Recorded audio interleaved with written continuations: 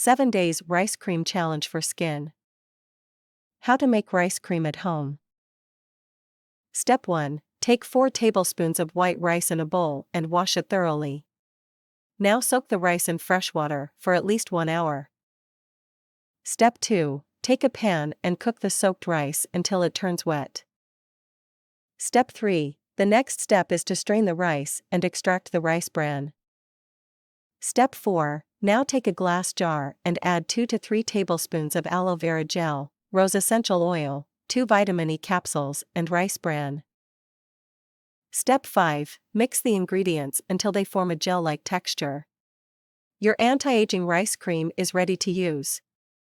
You can store this cream for 10 days in the refrigerator.